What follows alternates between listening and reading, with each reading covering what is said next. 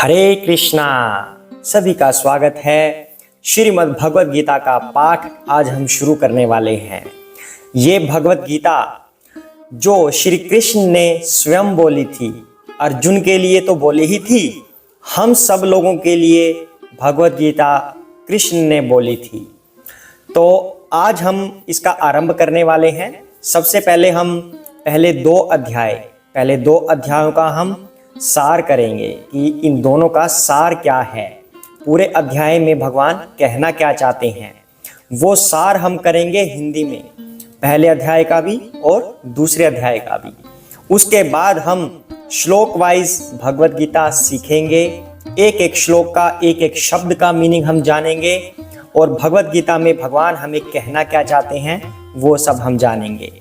तो आइए भगवत गीता को शुरू करते हैं। सबसे पहले हम भगवान की वंदना करेंगे, गुरु महाराज की वंदना करेंगे ताकि हमें उनका आशीर्वाद प्राप्त हो सके और हम भगवत गीता को बड़े अच्छे से समझ सकें, क्योंकि श्रीमद् भगवत गीता को समझना भी कोई आसान कार्य नहीं है। अगर भगवान की कृपा हमारे ऊपर होती है तभी हम इसको समझ पाते हैं।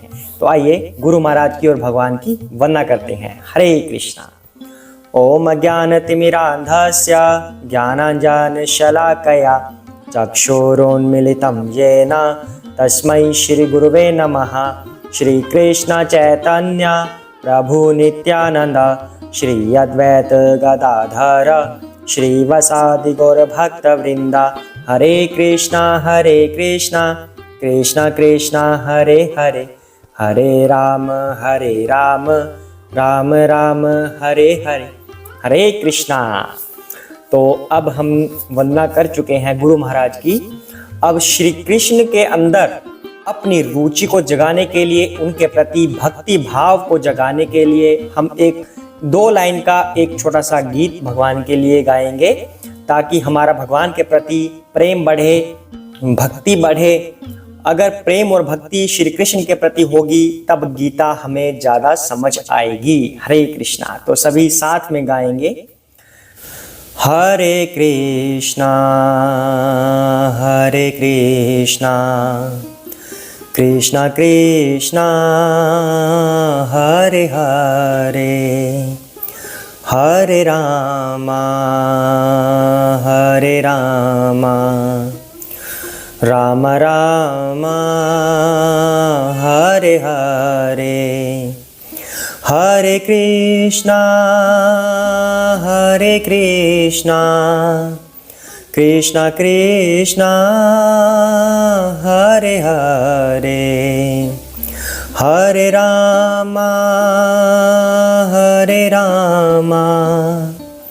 राम राम हरे हरे, हरे कृष्णा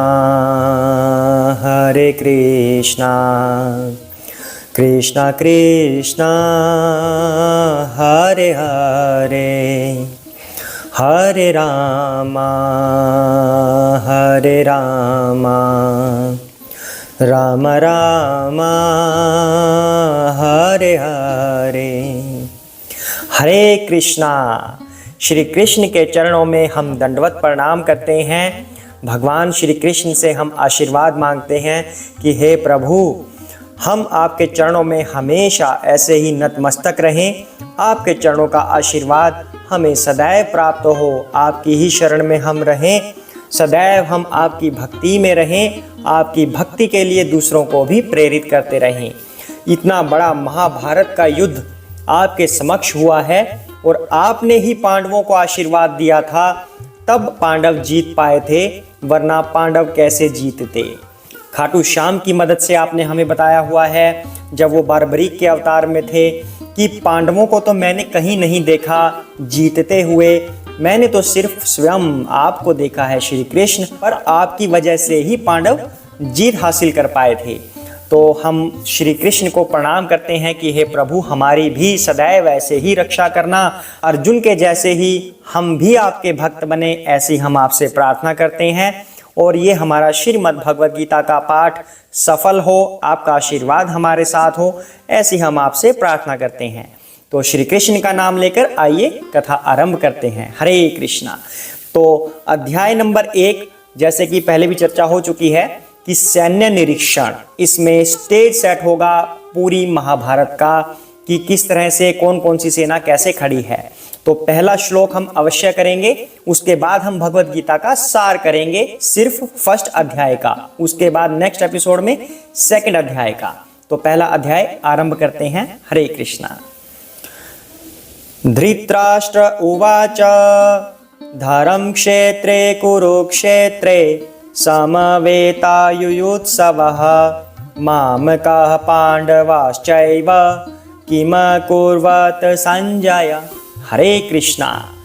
धृतराष्ट्र ने कहा, हे संजय, धर्म भूमि कुरुक्षेत्र में युद्ध की इच्छा से एकत्र हुए मेरे तथा पांडु के पुत्रों ने क्या किया। हरे कृष्णा। तो अब पूरी भगवत गीता में 700 श्लोक हैं। उन 700 में से 574 श्लोक श्री कृष्ण ने बोले हैं, 574 श्लोक, 84 श्लोक अर्जुन ने बोले हैं, 41 श्लोक यानी कि 41 संजय ने बोले हैं और एक श्लोक बचा हुआ धृतराष्ट्र ने बोला है। वही श्लोक एक यहाँ पर पूरा हो चुका है। धृतराष्ट्र ने जो एक श्लोक पूरी भगवत गीता में बोला था वो यही श्लोक है। अब बात यहाँ पर आती है कि धृतराष्ट्र ने गीता की शुरुआत कैसे की।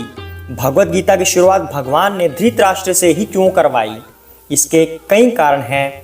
अब पहला कारण यह है कि धृतराष्ट्र का मतलब क्या है। धृत मतलब चिपका होना, किसी से बहुत अटैच्ड होना। राष्ट्र मतलब देश या हमारा राष्ट्र।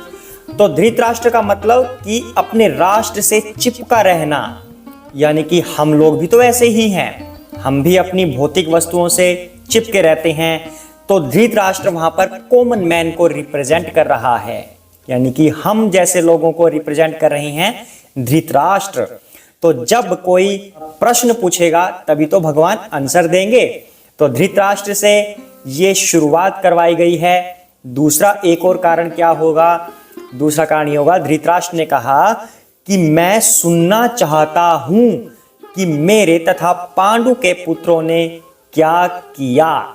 मैं सुनना चाहता हूं। अब सुनने को यहां पर महत्ता दी गई है। कोई भी शास्त्र हम अगर श्रवण करते हैं, सुनते हैं, तो उसका फल हमें ज़्यादा मिलता है, उसमें हमारा ध्यान ज़्यादा लगता है और हमें वो स्मरण भी ज़्यादा रहता है अगर हम सुनते हैं। पढ़ने से हमें इतना ध्यान नहीं रहेगा जितना सुनने से। इसलिए हमेशा शास्त्रों को श्रवण करना चाहिए भक्तों के मुख से। तो धृतराष्ट्र सुनने में इंटरेस्टेड थे क्योंकि देख तो वो सकते नहीं थे, इसलिए धृतराष्ट्र से ही ये भगवत गीता शुरू की गई है। हरे कृष्णा। तो ये पहला जो श्लोक है ये हो गया है। अब हम इसका सार करते हैं पहले अध्याय का। तो धृतराष्ट्र ने जब पूछा संजय से कि धर्म भूमि कुरुक्षेत्र में मेरे तथा पांडु के पुत्रों ने क्या किया, सबसे मेन बात यहाँ पर आती है कि कुरुक्षेत्र को धर्म क्षेत्र क्यों कहा गया है। क्योंकि कुरुक्षेत्र में एक कुरु नाम का राजा होता था। उसने भगवान की काफ़ी आराधना की। उस आराधना के फलस्वरूप उस कुरु राजा ने भगवान से धर्म का बीज प्राप्त किया कि जो भी इस क्षेत्र में धर्म का कार्य करेगा वो अवश्य ही सफल होगा, अधर्म की यहाँ पर हमेशा हार होगी। तो उसके नाम पर कुरुक्षेत्र पड़ा। तो सभी देवी देवता भी वहाँ पर आते थे, कोई ना कोई यज्ञ हवन करते थे, भगवान की आराधना करते थे ताकि वो सफल हो जाए, और सफल होते भी थे। तो यहाँ पर धृतराष्ट्र काफ़ी चिंतित है कि मेरे पुत्र अधर्म की साइड हैं और पांडु पुत्र धर्म की तरफ हैं। तो उनकी जीत के विषय में काफ़ी चिंतित था कि क्या होगा वास्तव में। तो बड़े चिंता में होकर धृतराष्ट्र कहते हैं कि मेरे और पांडु के पुत्रों के बीच में क्या हुआ। यहाँ पर एक शब्द प्रयुक्त हुआ है, माम कहा, मतलब मेरे। अब महाभारत शुरू होने का रीजन यहां पर छुपा हुआ है। धृतराष्ट्र उन्हें, पांडवों के पुत्रों को और अपने पुत्रों को अलग अलग मान रहा है। हालांकि वो सब उसी के तो बच्चे हैं। भाई के बच्चे कोई अलग थोड़ी ना होते हैं, भाई के बच्चे अपने ही होते हैं। लेकिन धृतराष्ट्र अपने मुख से कह रहा है यहाँ पर, माम कहा, मेरे पुत्रों ने और पांडु के पुत्रों ने, मतलब मेरे अलग हैं, पांडु के अलग हैं, तो दोनों ने युद्ध क्षेत्र में क्या किया। हरे कृष्णा। उसके बाद संजय उत्तर देते हैं कि हे महाराज, सबसे पहले दुर्योधन गुरु द्रोणाचार्य के पास पहुंचा और गुरु द्रोणाचार्य के पास जाकर दुर्योधन ने कहा, हे गुरु द्रोण, देखिए सामने आपके शिष्य द्रुपद के पुत्र ने इस सेना की व्यू रचना की है जो हमारे समक्ष खड़ी है। अब दुर्योधन ने ऐसा क्यों बोला? क्योंकि जो द्रुपद का पुत्र था वो द्रोणाचार्य का शिष्य था। द्रुपद ने वो पुत्र द्रोणाचार्य का ही वध करने के लिए यज्ञ करके प्राप्त किया था, ताकि वो उसका वध कर सके द्रोणाचार्य का, क्योंकि उनका कुछ पिछला हिसाब बाकी था। इसलिए दुर्योधन कटाक्ष कर रहा है, ताना मार रहा है गुरु द्रोणाचार्य के सामने कि देखिए उसी द्रुपद के पुत्र ने इस विशाल सेना की व्यूह रचना की है।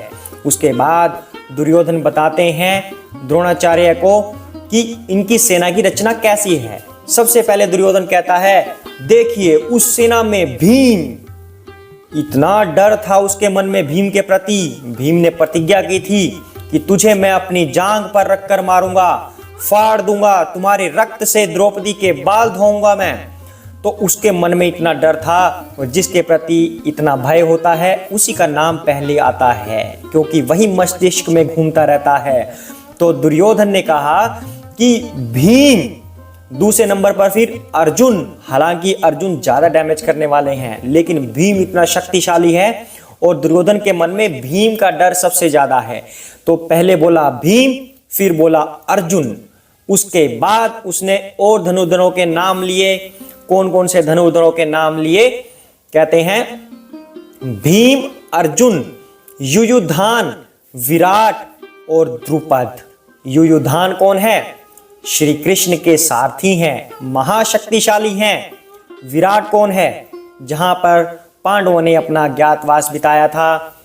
द्रुपद कौन है? इससे तो पटकनी खा चुके थे पहले गुरु द्रोणाचार्य, क्योंकि ये दोनों मित्र होते थे, द्रुपद और द्रोणाचार्य। गुरुकुल में द्रुपद ने एक प्रॉमिस किया था, एक वादा किया था कि हे मित्र, जब भी तुम्हें कोई आवश्यकता हो तो मुझे पुकार लेना। तो जब द्रोणाचार्य बहुत गरीब थे, खाने के लिए कुछ नहीं था, अश्वत्थामा को हंसी मजाक करके किसी ने चूना पिला दिया, ये कहकर कि तुम्हें दूध पीने का शौक है तो पियो।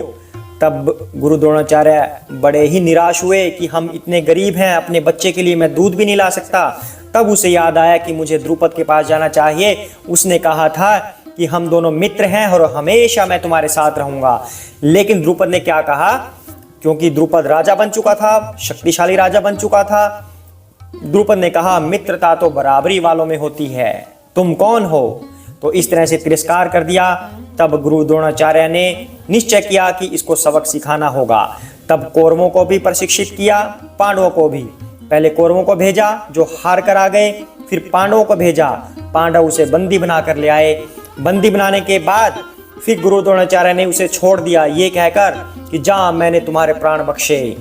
तो क्षत्रिय के लिए ये बड़ी बुरी बात होती है कि कोई उसे बंदी बना ले और उसे मारे ना। तो द्रुपद के मन में बड़ा ही क्रोध उत्पन्न हुआ कि इसने मुझे छोड़ दिया, मारा नहीं, बंदी बना लिया। तब उसने निश्चय किया कि मुझे इसको हराना होगा, इसको सबक सिखाना होगा। तब उसने यज्ञ करके एक अपने पुत्र को प्राप्त किया धृष्टद्युम्न नाम से, कि वो गुरु द्रोणाचार्य को मारेगा। तब दुर्योधन ये सब बात कह रहा है कि देखिए उसी धृष्टद्युम्न ने इस सेना की व्यूह रचना की है। तब वो डर के इनका नाम ले रहा है, भीम, अर्जुन, युयुधान, विराट, इनके सबके नाम ले रहा है। उसके बाद कहते हैं अब दुर्योधन को लगा कि कहीं मैं उन्हीं की तरफदारी कर दूं तो हमारी सेना का मनोबल ना गिर जाए। तो अब अपनी सेना के योद्धाओं के भी नाम गिनाने लगा। तो कहता है कि उन्हीं की सेना नहीं, हे गुरु द्रोण, अपनी सेना भी कोई कम शक्तिशाली नहीं है, जिसमें स्वयं आप हैं। सबसे पहले गुरु द्रोणाचार्य का नाम लेता है दुर्योधन। इतना ही डिप्लोमेटिक है दुर्योधन कि स्वयं आप, कि जो सामने खड़े हैं, सबसे पहले उसी का नाम लिया जाए। और ये ब्राह्मण भी हैं, तो क्षत्रिय से पहले इनका नाम लिया जाए। हालांकि भीष्म पितामह से शक्तिशाली कोई नहीं है। भीष्म पितामह ने अपने गुरु परशुराम को भी हरा दिया था, ऑलमोस्ट हरा दिया था, पर लास्ट में वो हट गए थे कि कहीं गुरु का अपमान ना हो जाए। लेकिन इतने शक्तिशाली भीष्म हैं, पर भीष्म से पहले ही गुरु द्रोणाचार्य का नाम लिया दुर्योधन ने। तो कहता है स्वयं आप, फिर बोलते हैं भीष्म पितामह, उसके बाद कर्ण, क्योंकि भीष्म पितामह और कर्ण साइड में खड़े हैं, कर्ण और भीष्म पितामह की बनती नहीं, तो कर्ण का नाम लिया। उसके बाद किसका नाम लेते हैं? कृपाचार्य, अश्वत्थामा, विकर्ण, इन सब के नाम दुर्योधन लेता है कि हमारी सेना में भी ये सब शक्तिशाली योद्धा उपस्थित हैं। तो कहते हैं कि हे सभी शक्तिशाली योद्धाओं, सभी मिलकर भीष्म पितामह की सहायता करें, इन्हें युद्ध में पूरा सपोर्ट करें। इतना डिप्लोमेटिक है दुर्योधन कि सबको कहते हैं कि भीष्म पितामह को सपोर्ट कीजिए। ये भीष्म पितामह तो बूढ़े हैं, लेकिन भीष्म पितामह को सपोर्ट कीजिए, मतलब ये हमारे सेनापति भी हैं। तो भीष्म पितामह का भी मनोबल बढ़ेगा और हमारी सेना का भी बढ़ेगा कि हमें सपोर्ट करना है कि ये वृद्ध हैं। तो दोनों तरफ से सोच रहा है दुर्योधन, हर तरह से सोच रहा है। सबके नाम इस तरह से सीरीज में लिए हैं। तो दोनों सेना की व्यू रचना अब दुर्योधन ने यहाँ पर बता दी है। उसके बाद क्या होता है? फिर भीष्म पितामह ने शंख बजाया।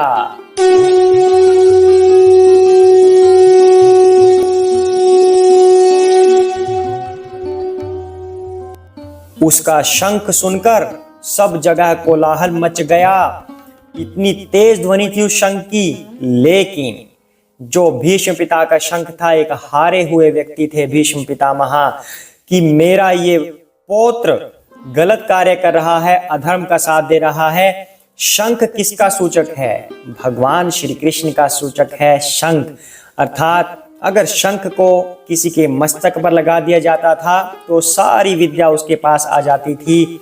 तो ये शंख इस बात का सूचक था कि जीतेंगे तो पांडव ही, क्योंकि श्री कृष्ण उस तरफ खड़े हैं। लेकिन यह देखकर दुर्योधन खुश हो गया कि भीष्म पितामह ने इतनी सिंह सी गर्जना वाला शंख बजाया। उसके बाद सभी शंख, नगाड़े, बिगुल, तुरही सब एक साथ बज उठे और वहां का माहौल कैसा मच गया, इतना हलाहल हो गया वहां का माहौल। दुर्योधन खुश हो रहा है। लेकिन तभी क्या हुआ? श्री कृष्ण ने अपना पांचजन्य शंख बजाया, जिसको सुनकर सब कुछ कांप गया, क्योंकि वो भगवान है।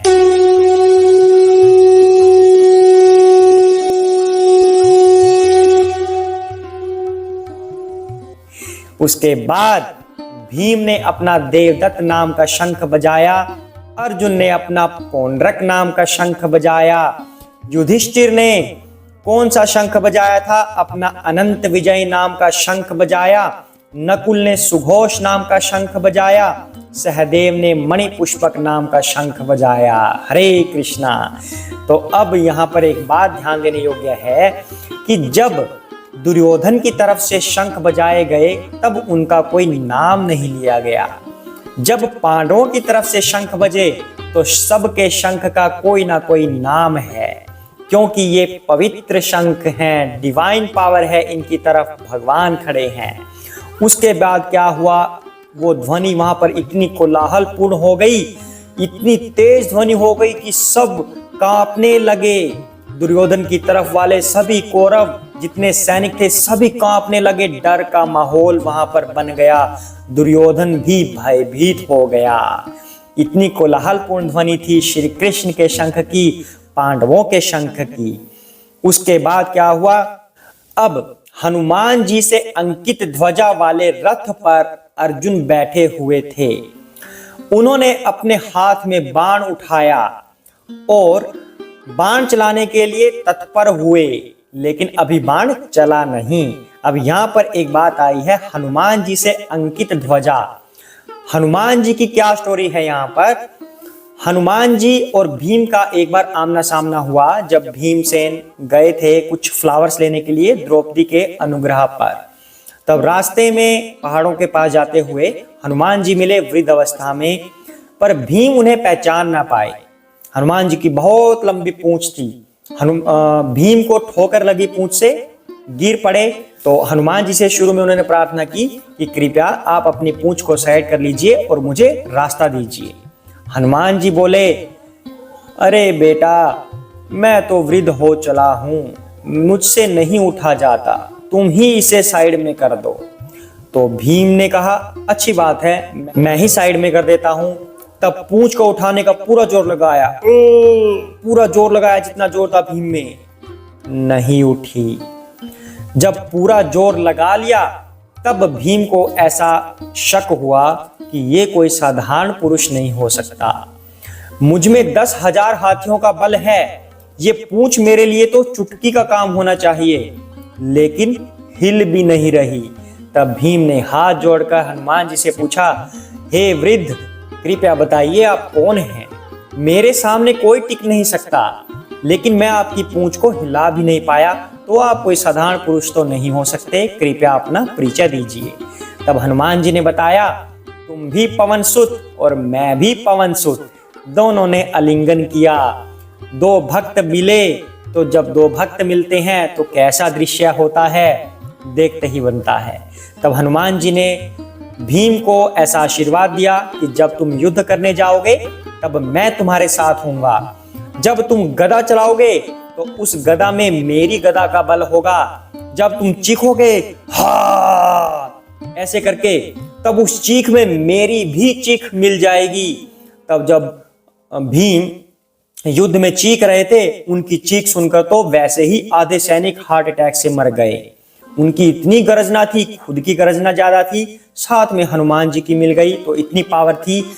तब हनुमान जी पांडवों की रक्षा करने के लिए युद्ध में उपस्थित थे, भीम के साथ उपस्थित थे, अर्जुन के रथ के ऊपर बैठे हुए थे, विराजमान थे। तो यहाँ पर वो बात आई है कि हनुमान जी से अंकित ध्वजा वाले रथ पर अर्जुन बैठे थे और वो बाण चलाने के लिए तत्पर हुए और श्री कृष्ण से ये शब्द कहे, हे मधुसूदन, हे कृष्ण, मेरे रथ को दोनों सेनाओं के मध्य ले चलिए, मैं देखना चाहता हूं कि कौन कौन मुझसे लड़ने के लिए आया है।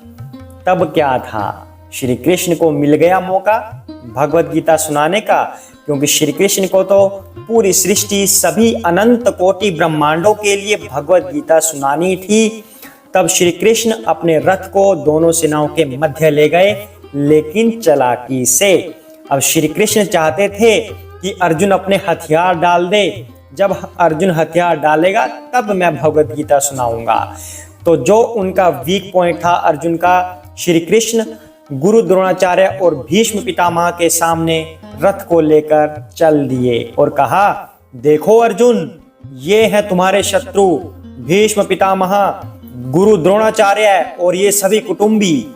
तो अर्जुन उनको देखकर भाव विहल हो गए और कहने लगे, हे कृष्ण, ये कैसा इंसाफ है। कहने लगे, हे कृष्ण, मैं इनसे युद्ध कैसे लड़ूं? भीष्म पितामह जो मुझसे इतना स्नेह करते हैं, मैं इनके ऊपर बाण कैसे चलाऊंगा? जिनसे मैंने ज्ञान सीखा वो गुरु द्रोणाचार्य, उनके ऊपर मैं बाण कैसे चलाऊं? क्या यह पाप नहीं होगा? ऐसे ऐसे तर्क अर्जुन देने लग गए और श्री कृष्ण मुस्कुराए। हाँ, अब गीता बोलने का समय आ गया है। तो श्री कृष्ण ने कहा, युद्ध करना ही तुम्हारा उत्तरदायी है, तुम्हें युद्ध करना चाहिए, यही तुम्हारा कर्तव्य है। लेकिन अर्जुन देख रहे हैं ये तो सभी मेरे हैं। अब वो वहां पर क्या रीजन था? दो टाइप के रीजन थे। एक ये भीष्म पितामह से उसका रिलेशन था, रिलेशनशिप वाली अटैचमेंट थी अर्जुन को, और जब ऐसी अटैचमेंट होती है तो अब उनके विरुद्ध हम कुछ कर नहीं पाते। गुरु द्रोणाचार्य के प्रति उनको कैसी अटैचमेंट थी? मटेरियल नॉलेज की, कि इनसे मैंने ज्ञान सीखा है तो मैं इनके ऊपर बाण कैसे चलाऊं। तो इन दोनों अटैचमेंट में फंस के अर्जुन युद्ध करने के लिए तैयार नहीं थे। उसके बाद अर्जुन क्या कहते हैं कि हे श्री कृष्ण, अगर मैं इन लोगों पर बाण चलाऊंगा तो क्या यह पाप नहीं होगा? इन आतताइयों का वध करने से क्या मुझे पाप नहीं लगेगा? ऐसे तर्क अर्जुन देने लग गए। तब अब यहाँ पर बात आती है, 6 तरह के आतताई होते हैं जिनको मारने में कोई पाप नहीं लगता। कौन कौन से आतताई होते हैं? विष का पान कराने वाला, जो विष पिलाए हमें, उसको मार देने में कोई पाप नहीं। हालांकि ये जो पॉइंट्स हैं ये इसलिए नहीं है कि आप लोग किसी की हत्या कर दें। ये शास्त्रों के अनुसार बात है जो भगवान ने अर्जुन से कही थी और अर्जुन को करने के लिए बोला था। हमें नहीं बोला कि कहीं आप किसी को विष पिलाने लगे या आप किसी को मार दें। नो, इसको इस बात से लिंक मत करना। तो 6 आतताई बताए गए हैं। विष का पान कराने वाला, तो विष दिया गया था भीम को। दूसरा, घर में आग लगाने वाला, लाक्षागृह, तो इसलिए वो आतताई थे, तब भी मारना उचित था। तीसरा, घातक हथियारों से हमला करने वाला, अब वो सभी हमला करने के लिए ऑलरेडी प्रेजेंट थे, वहां पर खड़े थे, तब भी उनको मार देना उचित था। संपत्ति हड़पने वाला, संपत्ति हड़पने की कोशिश हुई, इंद्रप्रस्थ को हड़पने की कोशिश हुई जुआ के माध्यम से। 5 बार रहने का स्थान हड़पने वाला, वह भी किया गया। छठा, पत्नी का हरण करने वाला, द्रौपदी का अपमान हुआ था। हरण सीता मैया का हुआ था रावण द्वारा, जिसको मार दिया था भगवान श्री राम ने। तो 6 तरह के आतताई शास्त्रों में बताए गए हैं जिनको मार देने में कोई पाप नहीं है। तो उसके बाद अर्जुन और तर्क देते हैं कि हे प्रभु, आप मुझे इन सब से युद्ध करने के लिए क्यों कह रहे हैं? एक होता है अर्थशास्त्र, अर्थशास्त्र के अनुसार जिसने गलत किया उसे मार दें, मतलब ये जो 6 आतताई हैं इन्हें मार देना चाहिए अर्थशास्त्र के अनुसार। लेकिन धर्मशास्त्र के अनुसार इनको नहीं मारना चाहिए। लेकिन एक और एंटिटी है यहाँ पर, भक्ति शास्त्र। भक्ति शास्त्र के अनुसार जैसा भगवान ने कहा वैसा करना ही धर्म है, वैसा ही उचित है, क्योंकि वहां पर भगवान ने अर्जुन को कहा था कि इनका वध कर दो, इनसे युद्ध करो, इसलिए वहां पर वह भक्ति शास्त्र था। लेकिन अर्जुन समझ रहे हैं कि यह अर्थशास्त्र है। तो तरह तरह के तर्क अर्जुन दे रहे हैं। एक और तर्क अर्जुन ने दिया कि हे प्रभु, अगर मैं इन सब को मार दूंगा तो इनकी स्त्रियां दूषित हो जाएंगी, तो दूषित स्त्रियों से कुल परंपरा नष्ट हो जाएगी, क्योंकि दूषित स्त्रियों से अवांछित संतानें उत्पन्न होंगी। अवांछित संतानें अगर उत्पन्न हुई तो उस कुल के पितर भी गिर जाते हैं, क्योंकि उनको कोई जल और पिंड दान करने वाला नहीं बचता। साथ ही जो आपने योजनाएं बनाई हुई हैं वह भी नष्ट हो जाएंगी। तो इस कुल परंपरा को नष्ट करने का पाप मुझे लगेगा। कृपया आप मुझे बताइए, मैं युद्ध क्यों करूं? इस पाप वाले काम को आप मुझसे क्यों करवाना चाह रही हैं? आपका नाम तो जनार्दन है, यानी कि लोगों का भरण पोषण करने वाले हैं आप, उनकी रक्षा करने वाले हैं, तो आप मुझे उन्हें मारने के लिए क्यों कह रहे हैं? इस तरह से अर्जुन तरह तरह के तर्क दे रहे हैं। तब अर्जुन ने ये सब तर्क देते हुए अपने बाण रख दिए और धड़ाम से बैठ गए। वो शरीर से तो बैठे ही थे, मन से भी बैठ गए। उन्हें कुछ समझ नहीं आ रहा कि मैं क्या करूं। तो यह था भगवत गीता के प्रथम अध्याय का सार। आशा करते हैं आपको समझ आया होगा। अब इसका हम कंक्लूजन निकालते हैं कि इस फर्स्ट अध्याय का कंक्लूजन क्या है। फर्स्ट अध्याय के अनुसार अर्जुन युद्ध करना नहीं चाह रहे, तरह तरह के तर्क दे रहे हैं कि प्रभु मैं युद्ध नहीं करना चाहता, जिनके साथ मैं युद्ध करूंगा उनको नष्ट करने के बाद होगा क्या? राज्य का सुख मिलेगा, पर ये मेरे भाई बंधु हैं, चाचा मामा भतीजे हैं। अगर मैं इनको मारकर राज्य का सुख प्राप्त करूंगा तो मुझे सुख मिलेगा ही नहीं, क्योंकि सुख वो राज्य चाहिए क्यों होता है? अपने ही कुटुंबियों के साथ तो उसका भोग करना होता है, तो मुझे भोग कैसे मिलेगा जब ये ही नहीं रहेंगे? इस तरह से अर्जुन ने तर्क दिए थे। तो अब हम इसका कंक्लूजन निकालेंगे कि कौन से 5 कारण हैं जिनकी वजह से अर्जुन युद्ध के लिए मना कर रहा था, और वो 5 कारण हमारे ऊपर भी लागू होते हैं। भगवत गीता क्योंकि हम लोगों के लिए बोली गई है। जो हमारे जीवन में समस्याएं आती हैं, जो सिचुएशन बनती हैं, परिस्थितियां बनती हैं, उनमें हमें कैसे निर्णय लेना है, उसी के लिए भगवान ने भगवत गीता बोली है। तो जो अर्जुन के साथ युद्ध क्षेत्र में हो रहा है वही हमारे साथ इस जीवन में होता है।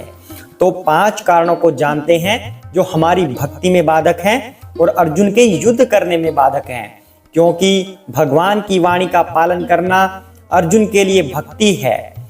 उनकी वाणी थी कि युद्ध करो, तो वही भक्ति थी अर्जुन के लिए। और हमारे लिए भक्ति क्या है कि भौतिक इच्छाओं का त्याग करके हम भगवान की आराधना में लगे, उनके नाम जपने लगे। तो आइए जानते हैं 5 कारण। सबसे पहले सांसारिक करुणा। सांसारिक करुणा की वजह से अर्जुन युद्ध नहीं कर रहा था कि मेरे पितामह, मेरे गुरु द्रोणाचार्य, स्त्रियां दूषित हो जाएंगी, ये वो तरह तरह के तर्क दे रहे थे। करुणा आ गई।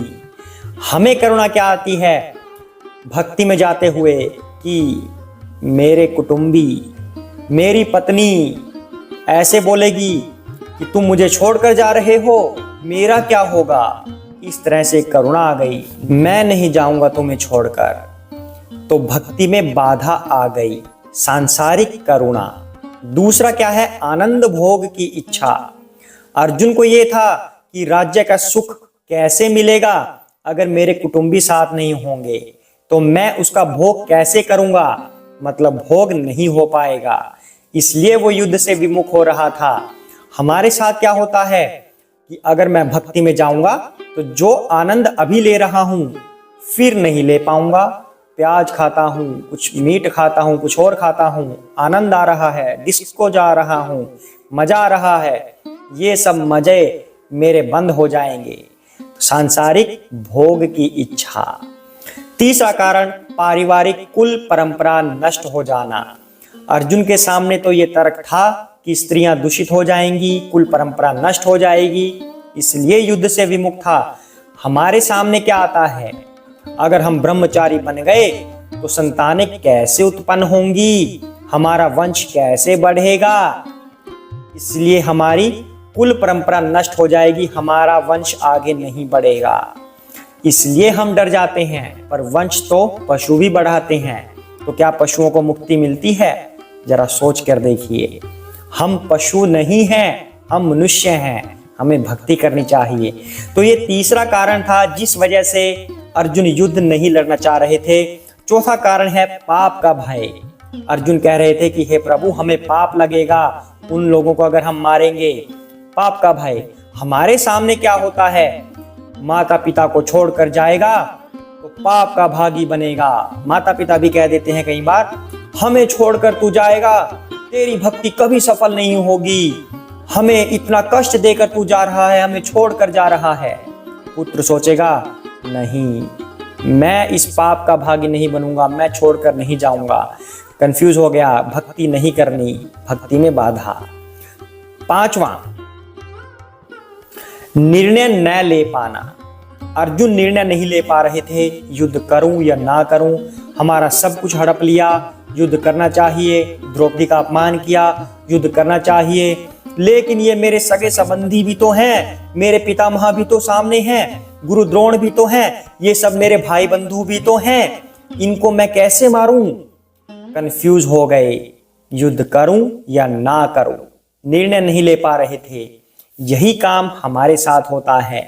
हम भक्ति नहीं कर पाते कि भक्ति में जाऊंगा तो कहीं मेरा आनंद खत्म ना हो जाए, भक्ति में जाऊंगा तो कहीं मेरे माता पिता को कष्ट ना हो, भक्ति में जाऊंगा या जाऊंगी तो जो मेरा पति था या मेरी पत्नी थी उसके साथ क्या होगा, उसकी कौन रखवाली करेगा। इस वजह से निर्णय नहीं ले पाता, घबरा जाता है। इस वजह से अर्जुन युद्ध नहीं कर पा रहा था और हम भक्ति नहीं कर पाते। तो ये थे 5 कारण जो भगवत गीता के प्रथम अध्याय का कंक्लूजन है। तो आशा करते हैं आपको ये समझ आया होगा और काफी पसंद भी आया होगा। तो ऐसे ही हमेशा भगवत गीता सुनते रहना। अब हम नेक्स्ट डे भगवत गीता का अध्याय नंबर 2 करेंगे जिसमें गीता का सार होगा। तो आज के लिए इतना ही करते हैं, सभी साथ में बोलें जय श्री कृष्ण चैतन्य प्रभु नित्यानंद श्री अद्वैत गदाधर श्री वसादि गौर भक्त वृंदा। हरे कृष्ण कृष्ण कृष्ण हरे हरे, हरे राम राम राम हरे हरे, हरे कृष्णा।